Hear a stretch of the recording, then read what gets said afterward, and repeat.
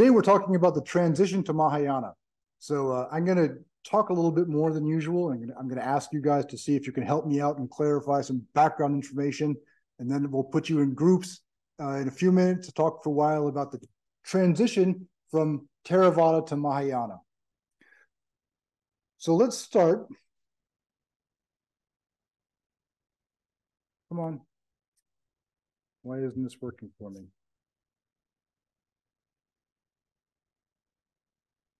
By looking at the early Buddhism in a century or two right after the Buddha passed away.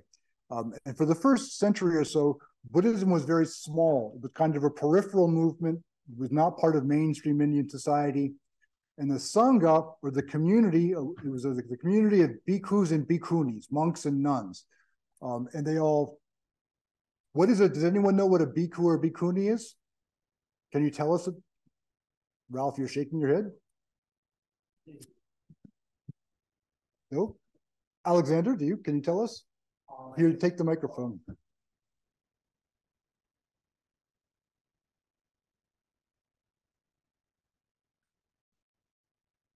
From my understanding, it's individuals who have become members of the Sangha, who are monastics themselves, and as I think the second bullet point, left home, begged for food, shaved heads, wore yellow robes, allowed precepts.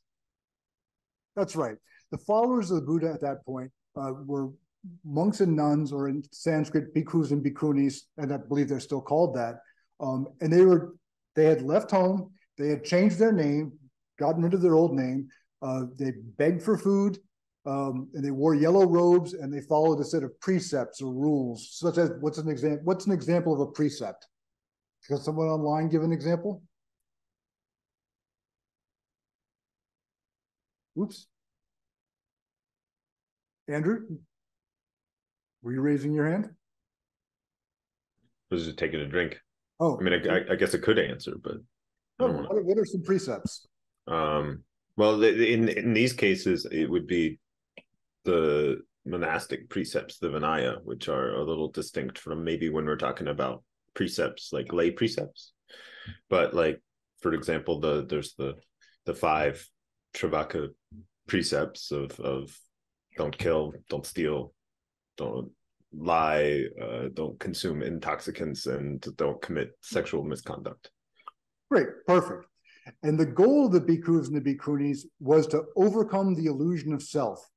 And someone who had overcome the illusion of self was called an arhat. When you become an arhat, you escape the world of samsara, the world of cyclic existence, the world of unsatisfied desire, and you achieve nirvana. To do this is required wisdom, prajna, which in this case is in particular wisdom into the emptiness of the self. By realizing the emptiness of the self, you overcome samsara and enter nirvana. Does all this sound familiar to people? Good. One of the emphases in early Buddhism was that this process was what they called svabala, under your own power. You have to do it yourself. That it's within you to do this, and no one can do it for you. So I think of it like sit-ups. You can pay someone else to mow your lawn or to do your dishes, but you can't pay someone else to do your sit-ups. You have to do them yourself. Similarly, overcoming the self is something that you have to do. Technically, Siddhartha Gautama wasn't arhat because he overcame the illusion of self, but because he was the first one, he gets a special title and was called a Buddha. And this was the goal and the practice of the bhikkhus and the bhikkhunis, who were the followers of the Buddha. There were also lay followers, but they were sort of on a different level. They were people who donated food to the bhikkhus and the bhikkhunis when they were out begging. They would circumambulate stupas. Does anyone know what that is? Does anyone know what a stupa is? Oh, Ralph. Stupa is sort of like an early temple, has a particular conical shape, sort of, and they would circumambulate, like walk around the temple. Exactly. Actually originally they were mounds. They were mounds of earth over a relic of the Buddha, and what you did with them was walk around them. Or the way lay practitioners worship at them was just simply to walk around them. And the technical word for walking around is circumambulate. So lay Buddhists would donate food and circumambulate stupas. And whereas the goal for an arhat was to overcome the self, escape nirvana, and achieve samsara and achieve nirvana, the goal for lay followers was not to escape rebirth, but merely to achieve a better rebirth. So they were supporters of Buddhism, but they weren't really on the team, so to speak. They were in the stands. They were fans, and that was for the first century or so after the Buddha died. Then around the 3rd century, a few things happened. First of all, the teaching was standardized into the Tripitaka. Does anyone know what the Tripitaka is? Can anyone tell us about the Tripitaka? I'm sorry, I meant to look at the... Anyone online?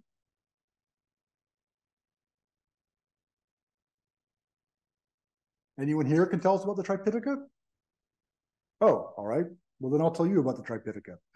The word Tripitaka is very easy. It means tri, like in tricycle, just means 3. And Pitaka means baskets. And what happened was they standardized the teaching into 3 baskets. Why baskets? Because the teachings were written on leaves, on long leaves. Sometimes the leaves were sewn together and they were stored in baskets. So we would, in the same way we would store books on shelves, they stored them on baskets. The 3 baskets were, the first basket were the sutras, which were the sermons of the Buddha. And these were the historical sermons of the Buddha. They all started out, "Thus have I heard at one time." They were remembered and recited by his follower Ananda, who's always the one speaking. And they were the sermons that the historical Buddha, Siddhartha Gautama, gave in India at that originally. The second basket were the Vinaya, the rules that we were just talking about, the monastic rules. And typically, those rules the statement of a rule would involve first an occasion, what made them establish this rule, what the rule was, and the reasoning for it. So these were rules that helped the community work together. So for example, there was a rule that you can't eat garlic. And the reason was because there was a monastic who ate too much garlic and it annoyed all the other monastics because he smelled so bad. So they made a rule, no garlic. The point of the rules was they were to make it easier for the bhikkhus and the bhikkhunis to live together as a community. These weren't so much commandments handed down from on high, but rules they came up with to make it easier for them to live together. Then the third basket of the Tripitaka were called the Abhidharma, which just means about the Dharma, sort of miscellaneous questions. So that's one thing that happened in the century after the Buddha died, the teachings became standardized. In 268, Emperor Ashoka unifies India. Does anyone know about Emperor Ashoka? Anybody online? Andrew, you're nodding your head. Can you tell us something? Well, I mean, all the relevant information is basically right there on the slide. Is known for setting up, patronizing monastic communities, setting up. I'm actually not sure how to pronounce the word stela. What the? I'm not sure how to pronounce it either. Stela.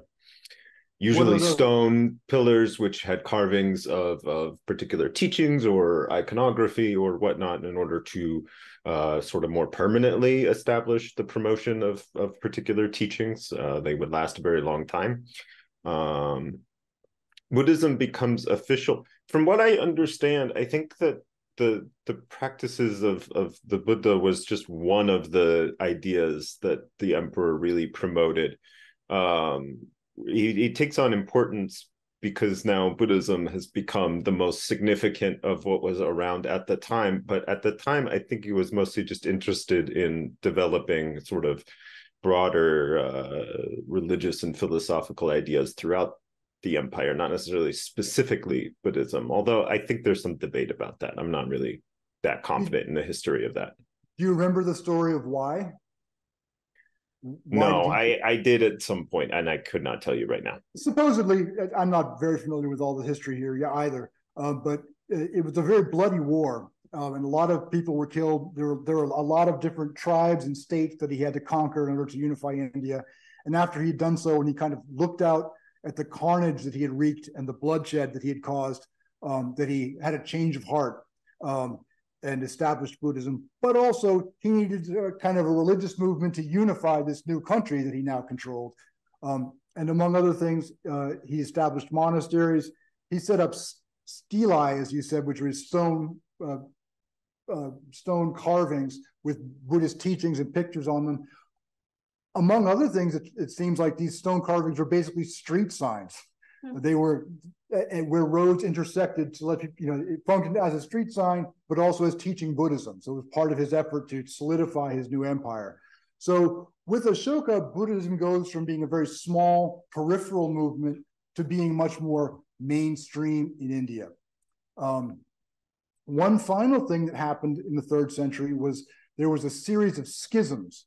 Does anyone, Alexander, do you know what a schism is?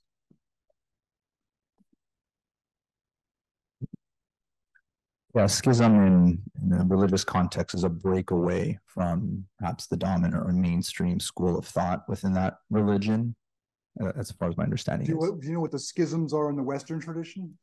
The great Protestant one, Lutheran, basically Protestantism is kind of a major one for Christianity. A split. The word schism is also used. There were a couple of occasions when people disagreed about who was the Pope.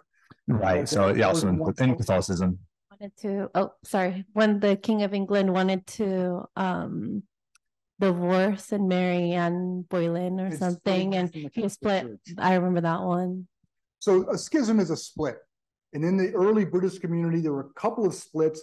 The first big one is usually described as a split between the Theravada and the Mahasanghika. The Theravada, there were actually a number of older schools. The Theravada was only one of them, but this was the school that ended up surviving. So usually refer to them collectively as the Theravada, means the school of the elders, versus the Mahasanghika. Maha means big, and Sanghika just comes from the word Sangha, the big community. So the school of the majority. So the school of the elders and the school of the majority, they disagreed kind of predictably about rules and what you had to do to be allowed into the order and things like that. And there were a couple of schisms around these disagreements in the 3rd century, but eventually they died down for a while, but then they came roaring back. And we had what's called the Mahayana schism. That's the big one that we're going to be talking about today. A big split in the Buddhist community. Sometime before the year 0, it's kind of hard to pin down. And there were a couple of big changes, and I'm going to take this a little bit out of order because I had a better idea of how to present it since I made the slide. But one of the first differences was in traditional Buddhism, in Theravada Buddhism, the word Buddha refers to the enlightened one, the first Arhat, who was Siddhartha Gautama and then became the Buddha. He was a historical figure. He lived in India at a certain place at a certain time. He was a certain height. He was a human being. Suddenly, with the Mahayana movement, they start talking about a lot of other Buddhas, all these new Buddhas. Who are some of the other Buddhas in addition to historical Buddha? Annie, can you tell us some other Buddhas? Oh, you have to unmute yourself. You have to unmute yourself, Annie. We can't hear you. Oh, you don't want to? Mm-hmm. Who else knows some more Buddhas?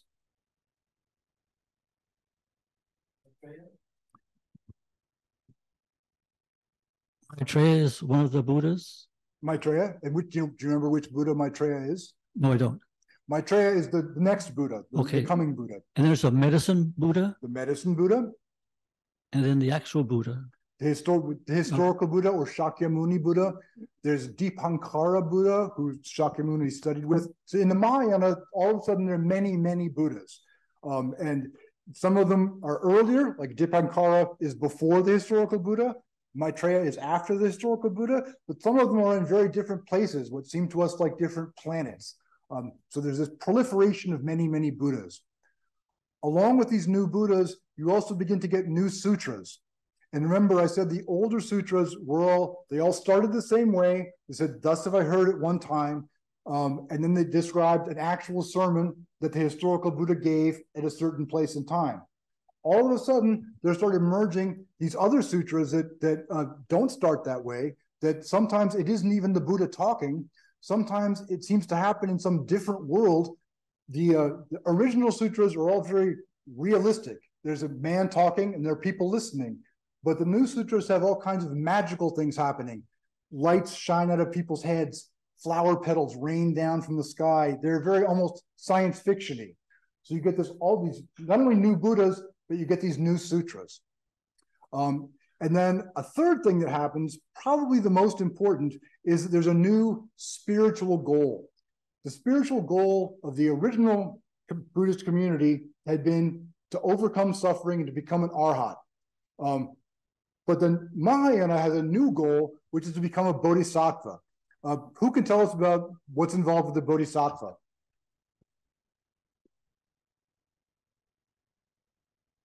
Can anyone online volunteer? Deborah or Tom or MJ or Eric? You know, can you tell us what a bodhisattva is?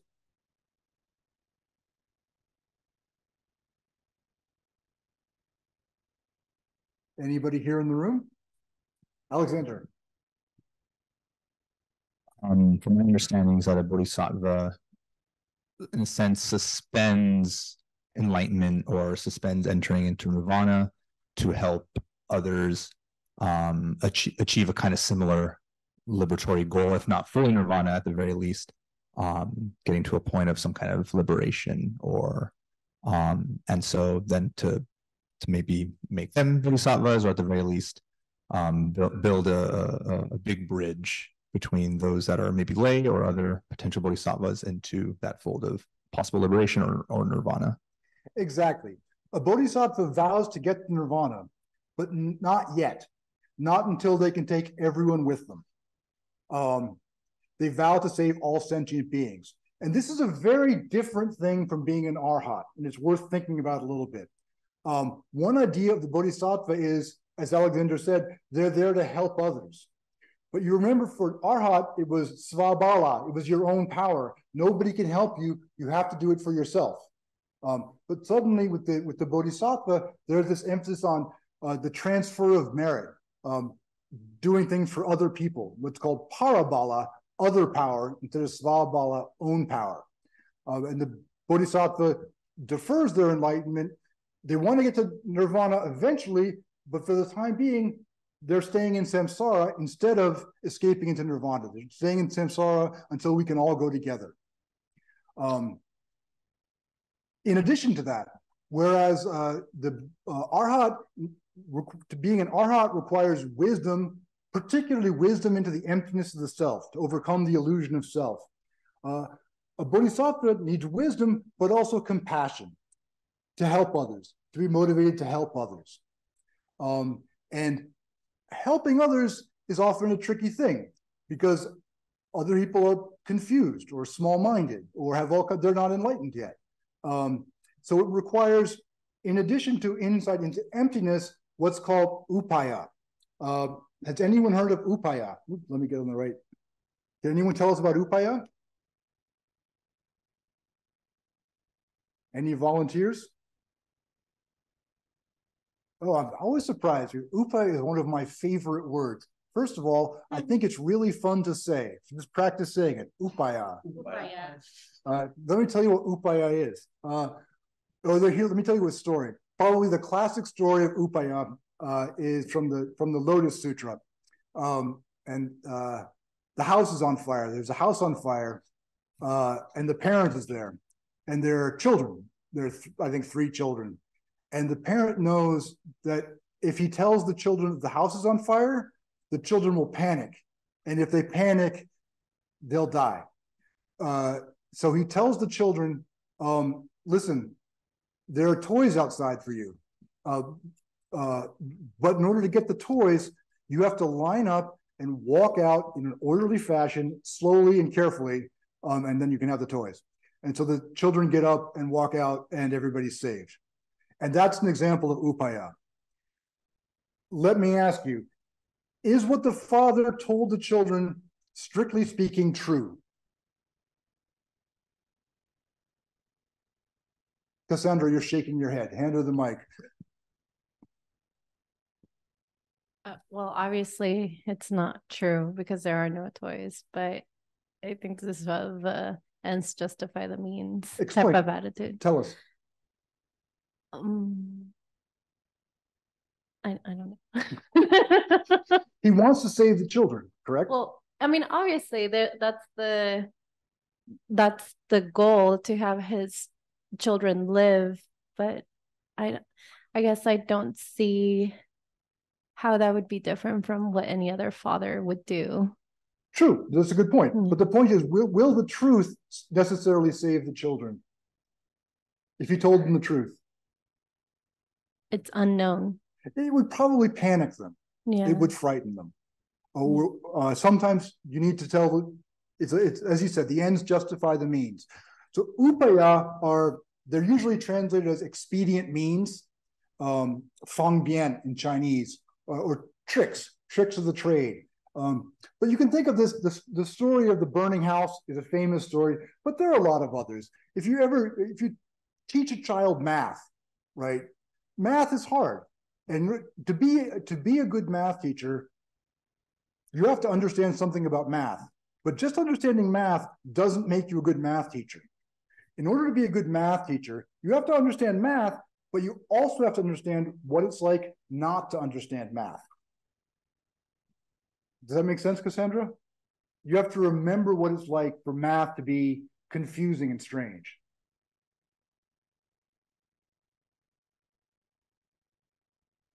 Does that make sense?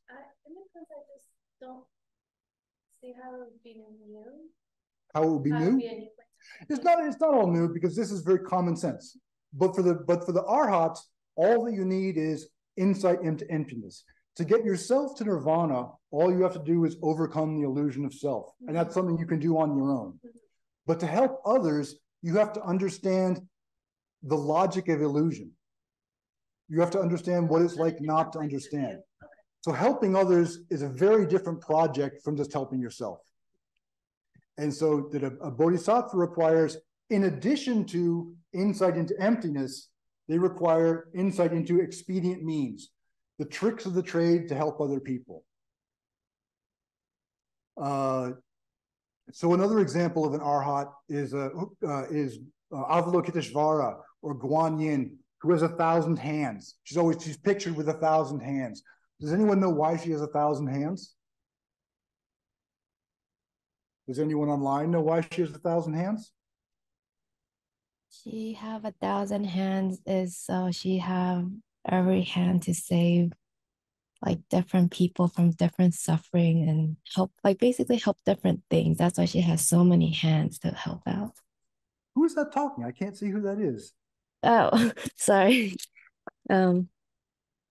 It's me. Hi, Deborah. Deborah. Hi, Deborah. Yes, that's exactly right. Can you explain a little more what you mean?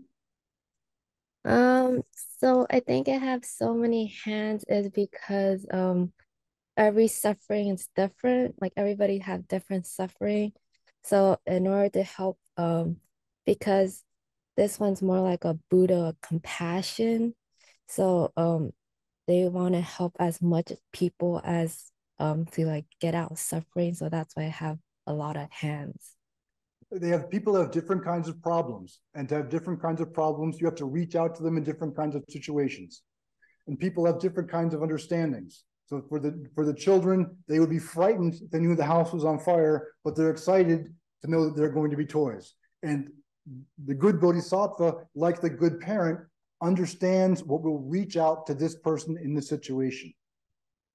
That the truth, even truths like no self, are frightening to people. The first noble truth, existence is suffering, is upsetting to a lot of people. Sometimes the truth is too hard to start with. You need to start somewhere else. So a good expedient means, a good upaya, the question isn't whether it's the truth. The question is whether it helps people to get to a better state where they're better able to understand the truth. And again, it's not a new thing, as Cassandra said. I think of it a lot in teaching. To be a good science teacher or to be a good math teacher, you don't start out with the truth. If in your first class in physics, if your first science class in 5th grade, they started teaching you string theory, no one could understand that. But you start with simple things that aren't technically speaking, the whole truth, but they're stepping stones to getting you there. So the Bodhisattva, in addition to understanding the emptiness of things, has to understand how all the illusion works in order to help people out of it.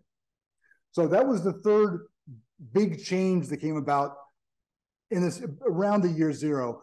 There were new sutras, many Buddhas all of a sudden, and in addition to trying to become arhats and trying to escape samsara, other people were trying to remain in samsara and help other people out until we can all go together.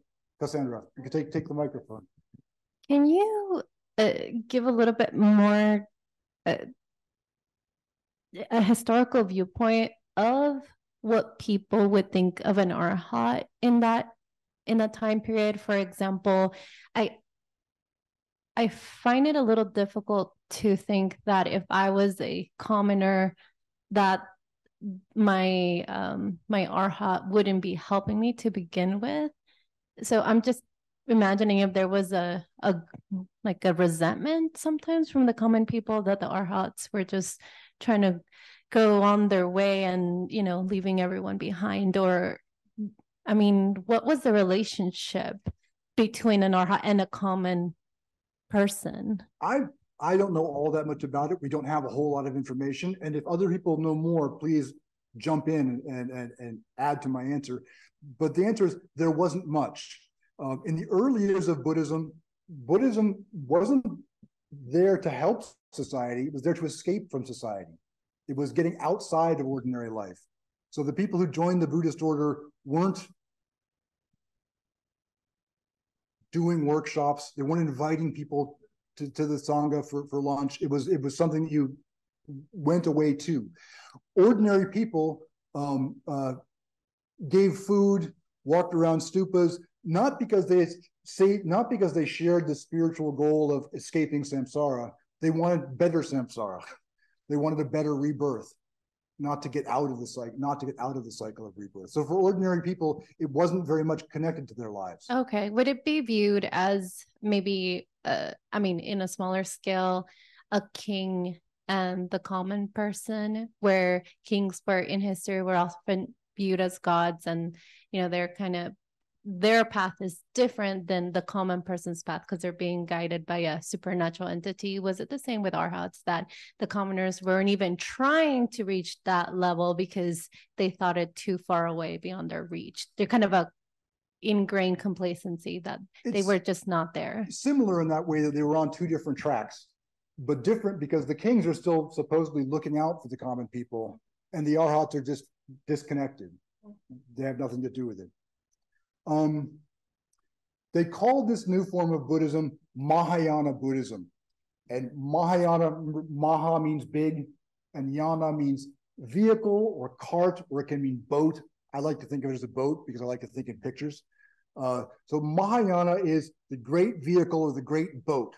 And it's called that because no one goes to nirvana until everyone goes together. So that whereas the arhats all went to nirvana on their own boat, Mahayana is like a big ferry, and the ferry doesn't leave the dock until everyone's on board. So enlightenment is no longer an individual struggle, it's a collective struggle. They refer to, again, the older school of Theravada Buddhism, the school of the elders, is sometimes referred to by Mahayana. They call it Hinayana Buddhism. Hinayana means small boat. It's a pejorative term. It's an insult. So don't call anybody a Hinayana Buddhist, but you'll sometimes see that word in the literature. Again, the Mahayana going to nirvana on the big boat altogether, whereas Theravada Buddhism is going on Hinayana, the small boat, one by one. Why? Why is this? And similarly, let me go back a minute. The Hinayana goes in a small boat. The Mahayana Buddhists sometimes criticize the arhats as selfish. And they call the arhats selfish, not because they're greedy, but because they still distinguish between themselves and others. I'm trying to achieve my own enlightenment. Other people have to get their own. There's still an idea of self and other there. So they sometimes call the arhats selfish, and on the Hinayana, the small boat. So here's the question I want you guys to discuss today. Why? where does this change come from? Why does Buddhism have this split? And I'll give you one answer that I think is an unsatisfactory answer. One answer is it's just there to broaden the appeal and to make Buddhism more popular. A lot of historians of religion usually say that a religion starts out strict and hard and gets gradually easier over time, gets watered down to make it more accessible to people and make it more popular. And anyone can be a bodhisattva. You don't have to join the order. You don't have to shave your head. You don't have to be celibate. So suddenly the bodhisattva ideal is open up to everyone. And the bodhisattvas are there to help you. Whereas the arhats, they're off on their own. They're not helping you. You have to help yourself in Theravada Buddhism. The bodhisattvas are a much more appealing figure than arhats are.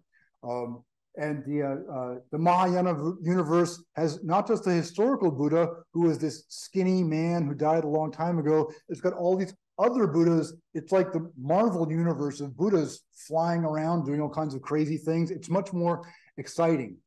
So one explanation is that, as Buddhism went from being a very small, marginal movement to being a mainstream movement, they watered it down and made it easier to make it more popular. That's one explanation of where Mahayana Buddhism came from. It's probably not entirely wrong, but I'm not sure it's the whole story. So I'd like to break you guys into groups now to discuss what you think the motivations were behind this. Was this a step forward for Buddhism? Was it a step back for Buddhism? Was it something else altogether? See what you think. Does that make sense? Does anybody have any questions about that? Anybody online have any questions or concerns? All right, as before, when we're in groups, please talk. If you have thoughts, share them with everyone. You don't have to be right to have an idea. If you're confused, share your questions. Questions are always good. So try to explain what's confusing you. It'll help somebody else. And if everyone in your group is being quiet, try to help people to talk and get people talking. Listening to this stuff is only so much helpful. It's only a little bit helpful. But talking about it. Understand. It's always a little unnerving when they turn on the recording. Like, oh, somebody's gonna review. Yeah, I don't want to be judged later. Thank you very much. Yeah. Okay, so what did you all think about other possible reasons for Mahayana to spread and grow? I sort of. Oh no, go ahead, Alfred, please. Well, my answer is going to be short and quick. I don't have enough historical information to really respond to this question. That's it.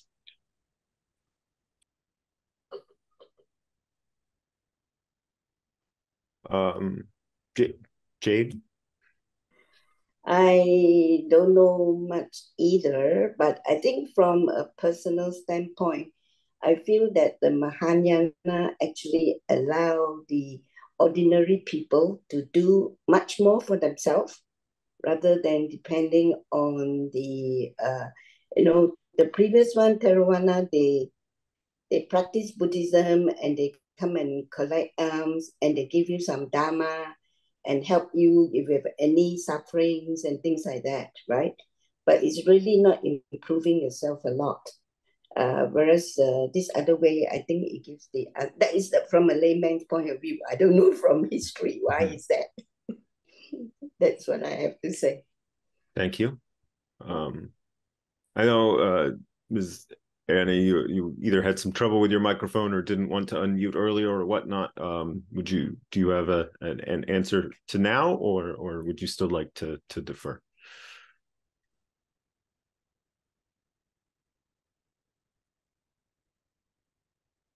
I'm sorry, we cannot hear you. The microphone on your system is muted.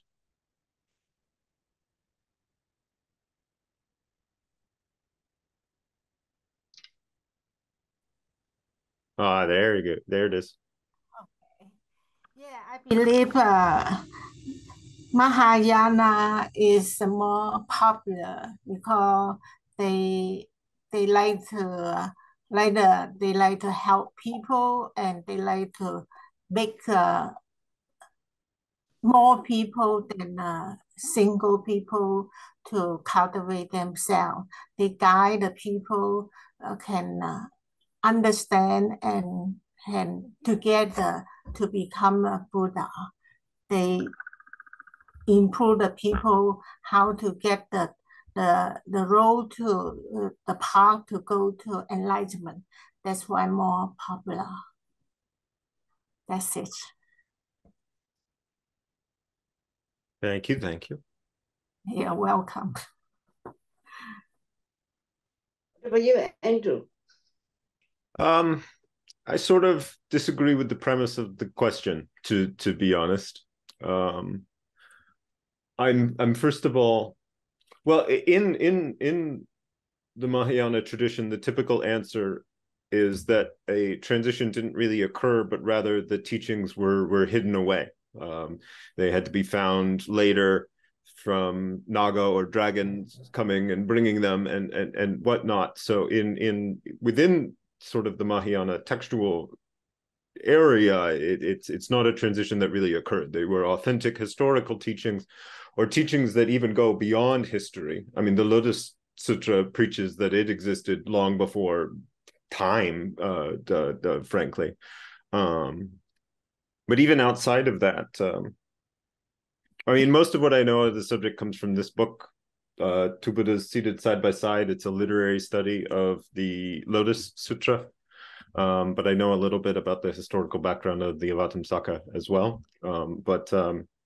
These were not very popular in India when they were first comprised. So that's my other problem with the idea of a transition, is that for the most part, the places that were strictly Theravadan, I mean, they still are today. The Mahavihara in Sri Lanka is still, it's been there since 2,000 years ago. It's changed in its teachings and nature and tradition because it's been 2,000 years. Of course, it has changed, but it's still pretty much the same lineage that it was. The Mahayana becomes very popular once it goes to new places. It's not like there's not necessarily a large number of people who had these older teachings and then they accepted the new ones, so much as a small group of people did, and then they took them to China. And when they arrive in China, they show up in essentially equal footing, right? When the Avatamsaka shows up in China, it's not newer. It's not a new idea within Buddhism. It's all just Buddhism that all came from India, and it's all old. And so it can be accepted sort of on its own terms. But then once it becomes very popular in China and then spreads from there, the Theravada also never really took root. So there's no point where you have a lot of Theravadan practitioners who then transition over to the Mahayana, so much as it's just a bunch of new people who take to the Mahayana basically immediately and then sort of stick with that. Not that there aren't Theravadan practitioners and Vajrayanan practitioners all throughout the world, in China, Korea, etc., but there definitely are. But the Mahayana sort of starts popular there, and then it ends popular there. There's no real transition point. So different parts of the world practice different anyway, right? In Thailand, right, and all that, right, they do Theravada, and in this part of the world, we do Mahayana, right? And right, I guess it's like up to individuals, right? Which one you find more, I don't know, for me, it's more which one is appropriate for me. That's about it. Right. No, I mean, I would definitely personally consider myself a Mahayanan. So I certainly find it personally like compelling. But the idea of transition to me implies that there was something before and then it became something afterwards. And I'm not really sure that that's actually historically what occurs. Yeah. Whether Mahayana becomes very popular, first of all, because I would agree, I think it's because it's very compelling. That makes a lot of sense to me. But also because if you're going to get state sponsorship somewhere in order to be popular, China was the place to do it. It's always been very populous and it's always been very wealthy. So no wonder it's got a lot of practitioners. It was very popular in the place that had a lot of people to practice it. So that makes a lot of sense. Okay. Deborah? I think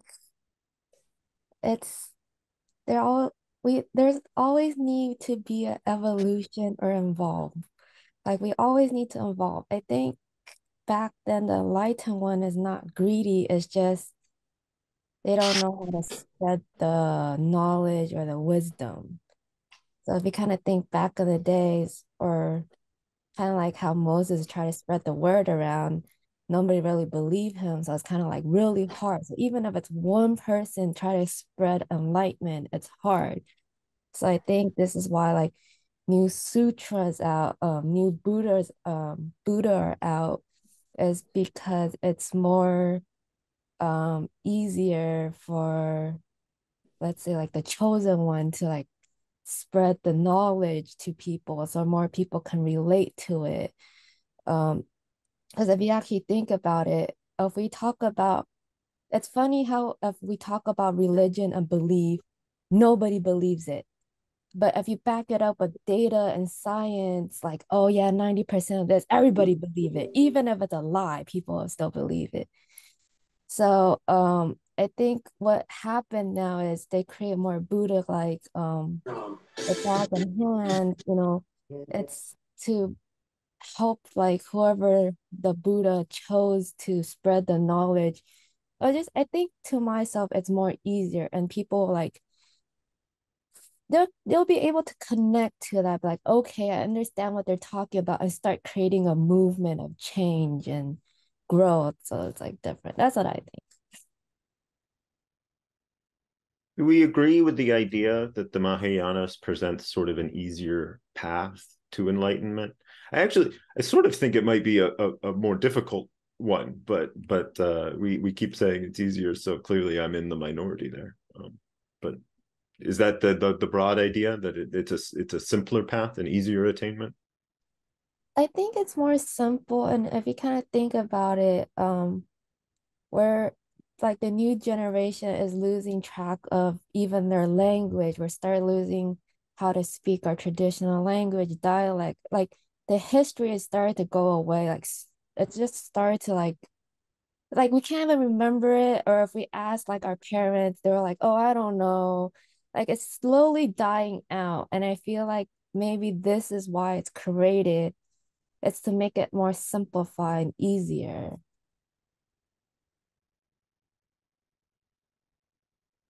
I mean, historically, that's certainly a very common argument. I don't know who's familiar with the idea, but there's this concept in the Mahayana of the Dharma ending age, of that we're approaching. It's getting more and more and more and more difficult to attain enlightenment, and that's the power of some of these Mahayana practices, is that they provide alternative pathways. Because if you could just become an arahant, practice yourself, then that would be great. You can just go do that, and that's fine. But as it becomes more and more difficult, according to this principle, you need alternative paths. We need help. So yeah, I guess in that sense, it would definitely be an easier path. That does make sense. Thank you.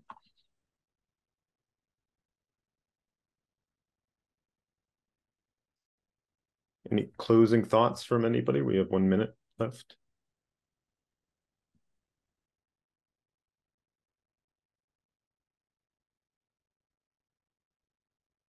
I will take that as a no. We can just hang out.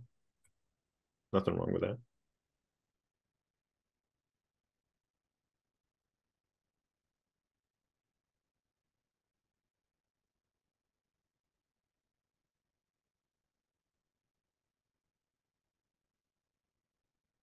I can see your mouth is moving, like you want to say something, but you are muted. So I'm not sure if you're trying to talk to us or.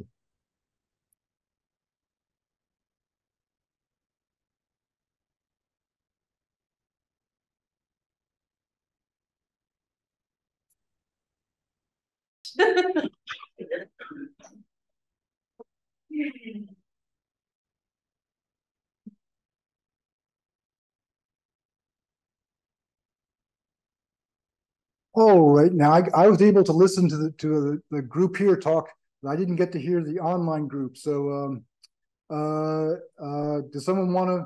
Deborah, do you want to tell us what you guys talked about online? Yeah. So we think it's like a new Buddhism, like new sutra, new goals, new Buddha was created, is because maybe the history was starting to die out. And now we probably have more distractions, so it's hard to obtain enlightenment. And the new like goal will be easier to apply. And yeah, I think that's the most summary. Yeah. Do you think it could have been too easy? If spiritual progress is just a difficult and hard path, is it misleading to tell people it's going to be easy? Does that make sense? I don't think, okay, so I don't think I think what's the hard part is that nobody wants to put in the work. I think that's the hard part. Like, it's kind of like, if we kind of think about it, we pay personal trainer to help us, lose weight. Like, basically, us as a human being is we don't want to put in the work.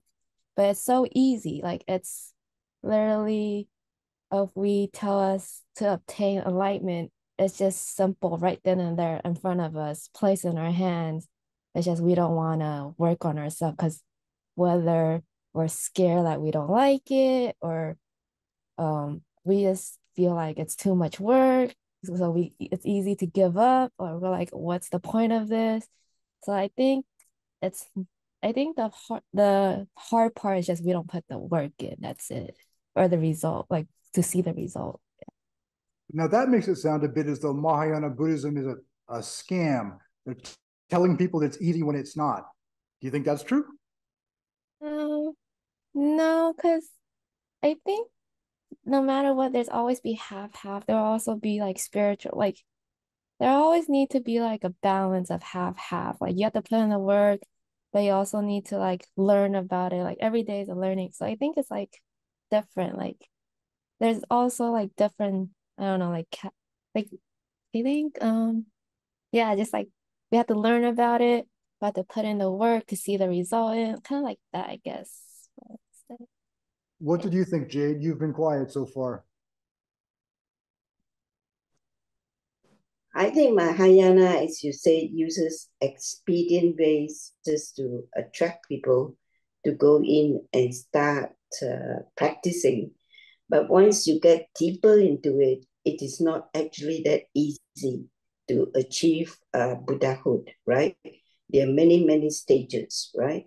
So the only thing is they lay out the simple ones, like the 6 perfections and things like that, that the lay people can see themselves, associated themselves with it, right? And then from there, getting them to say, okay, you can put it into practice in your daily life. Generosity, discipline, blah, blah, blah. It's all part of your daily life, right? So it's not that difficult. So you can enter into it. But once you enter into it, depending on your aptitude, and you get further into it, there's actually much, much more involved that you have to put a lot more work into it to get there. There's so many levels of it. So what you're saying is that the shift from Theravada to Mahayana is not so much just a simple change in doctrine, but a different audience. They're focusing on a different group of people. That's right. And that for this different group of people, we have to start with different ideas. That they can associate themselves with. They can see it. I can put it into my daily life. I don't have to fast for half a day, and I don't have to meditate for 6 hours a day, Through my daily life, I can actually practice all this and get there. And as you clean your mind more, you get more and more into it. That's very interesting. There are probably a lot of answers to this question. It's something that I personally find very, very interesting to think about. The transition, what exactly was going on in the transition from Theravada to Mahayana. Let me suggest one idea, which I don't think is the answer, because I don't think there is any one simple answer, but just something to think about. Alexander here said that he thought that there was the internal development of ideas. Why isn't this opening for me? Here we go. The development of certain ideas drove the development from Theravada to Mahayana. Let me look at that a little bit. One idea to think about is this idea of no self. Think about it for a minute. This is very abstract and very philosophical. So I'm a philosophy professor, so it might be less obvious to you than it is to me. But if there is no self, then there is no other. As long as I'm here, I can say, I'm here and you're there. This is me, you're you, you're not me, I am me. And all those distinctions are based on the idea of a self. But if there is no self, we can't really talk about anything that's not self.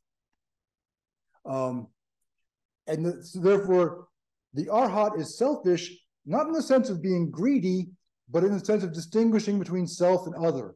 Only I can work on my spiritual progress. I'm distinguishing my spiritual progress from everyone's spiritual progress. But if you don't think in terms of a self, all you can do is think of spiritual progress in general. So the Bodhisattva's compassion doesn't necessarily arise out of their friendliness, but out of their giving up on the notion of self. And if you have no notion of self, if you care at all, you have to care about everything equally. So that one way of thinking about it is this idea that it's just kind of the development of the idea of no self. Cassandra, you're looking confused. Does that make sense to you? No, so continue. Explain your question. I don't have a question. I want to finish the meeting.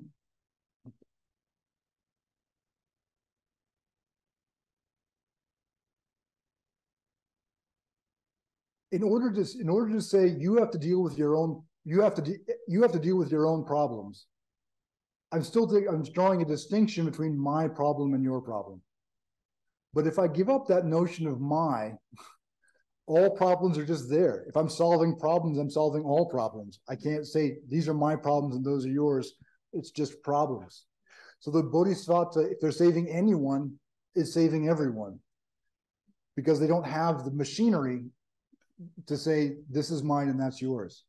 So that by sort of thinking more about this idea of no self, they might have arrived at the Bodhisattva sort of logically.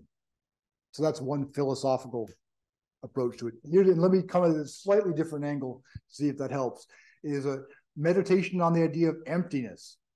When we think of emptiness usually in contrast to something. Say, there's no milk in the refrigerator. The refrigerator is empty of milk, and that's emptiness of milk, right? Where the car is empty of gas. Whenever we say something's empty, we're contrasting that to something else. But as long as there's a contrast, the idea of emptiness isn't completely empty yet. There's still some other idea there: milk, gas. If you contrast emptiness to form, the idea of emptiness still involves the idea of form. It's not completely empty yet. The way this is sometimes put in later Buddhism is that the idea of emptiness is itself empty. The idea of emptiness is an idea that we came up with, but it exists within our minds. That we can't point it out, we can't talk about emptiness without distinguishing it from something else. But if emptiness is the absence of distinctions, we can't get to it by drawing distinctions. We can't get to emptiness by contrasting it to fullness. So emptiness becomes kind of an impossible. We have a word for it, but we can never quite arrive at the thing. I kind of think about it like it's like looking for the darkness with a flashlight. Everywhere you turn your mind, you're pushing the darkness away. It's always just beyond your reach. So this idea of emptiness becomes beyond what we can get to with our normal ways of thinking and talking. And this is something we can't achieve rationally or logically.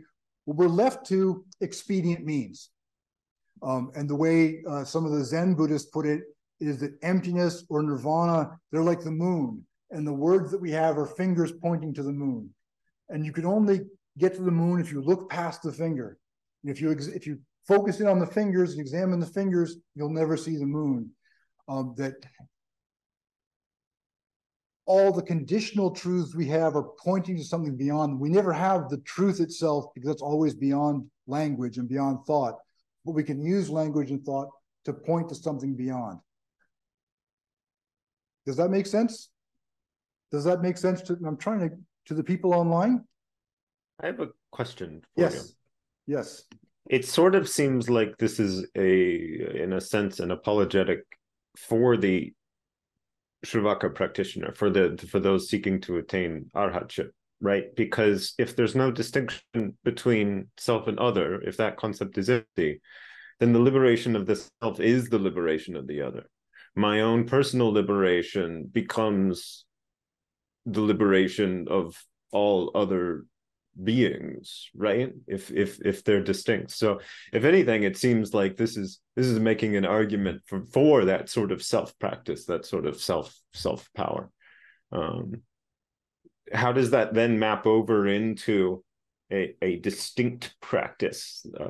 Well, is it a self-practice, or is the self-practice simultaneously an other practice? That's what I mean, is that if that so-called self-practice, that self-power or whatnot, if there is nothing between the distinction of oneself and then another self, then why do I need to concern myself with the other when I can, through the self, actually be influencing the other? I guess the Bodhisattva path seems to almost go at it the other way. You can't save the self without saving the other, because there is none of either. But I don't see why you can't go the other way. Why you can't say, by turning inward towards my own mind, I am actually liberating all beings external. I think you certainly could. It probably would depend a lot on the circumstances. A lot of people point to that famous sign on the airplane that says, if cabin pressure fails and the mask comes down, put your own mask on first before you help the child next to you. And everyone's terrified by that, but you realize the reasoning of it. It makes sense. There are situations where you have to help yourself before you can help others. There are other situations that are different, where helping yourself is not a high priority, but helping others is. So I think that what we mean by self-help and other help depends a bit on the circumstance. Does that make sense, Andrew? But if there's no distinction to be had between the two, then how can you establish distinct circumstances? Oh, but I think the distinction is abstract, but the circumstances are concrete. And that's why the terms that we use, self and other, are an example of upaya. They're expedient means. Sure. Defining them this way will work in this context, defining whether it will work in that context. And so the question isn't whether they're true or correct, but how they can be helpful, which is a different way of thinking. Right. And that's really where we end up going forward next week. That the truth that we're looking for is not something that we can think, but something kind of beyond thought. And the goal of one new genre of sutras is to help bring us beyond thought. Let me get, and we'll talk about the Heart Sutra next time, the Prajna Paramita tradition, which is meant to get us beyond the limitations of thought, where there are all these unanswerable questions, so that we can look at the situation without being encumbered by inadequate ideas, to help us figure out how to apply the upaya, how to apply the means expediently. So the perfection of wisdom is kind of ironic, because it's beyond thought. Usually you think of wisdom as the correct thought, the truth, but this is a step beyond truth. And we'll look at a short example of that in the coming weeks, the Heart Sutra and the Diamond Sutra. But also I encourage you to think about the fact that Shilai Temple is a Mahayana temple. It's not a place where people come to achieve enlightenment on their own. It's a place that's here to help everyone move forward. The monastics here are bodhisattvas, and that everything, all the art and architecture, are expedient means. If you come to the temple, you've seen their little concrete Buddhas along the driveway. Are they the truth? I don't know. How could that be the truth? It's a statue. But it helps you. It puts you in a good frame of mind to move forward. They're effective stories that help us take the next step. And so what we're thinking about now is not just the truth in any simple way, but the upaya, the expedient means will help us towards the truth. And we'll talk about that next week, but we're out of time. And I wanted to ask you all if you had any thoughts on final projects, but I won't keep you late. So next week, I'll make sure to leave time to ask who wants to lead a class, lead some time in class at the end. So if you're thinking of doing that, think about it more for next week and we can talk about it then. Thank you very much. I appreciate your thoughts. Bye-bye.